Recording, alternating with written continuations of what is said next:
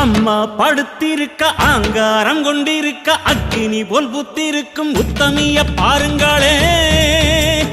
நீட்டி படுத்திருக்க நீதி சொல்ல காத்திருக்க ஈசான பொட்டலிலே மாசாணி பாருங்களே. அம்மா படுத்திருக்க ஆங்காரம் கொண்டிருக்க அக்கினி போல் புத்திருக்கும் உத்தமிய பாருங்களே. நீட்டி படுத்திருக்க நீதி சொல்ல காத்திருக்க ஈசான பொட்டலிலே மாசாணி பாருங்களே. வம்பு வழக்கெல்லாம் துன்பம் கொடுக்கையில் மிளகா சாந்தரச்சி கேட்டாளே. நாம கலங்காம மாசாணி காத்தாளே. ஆதிசக்தி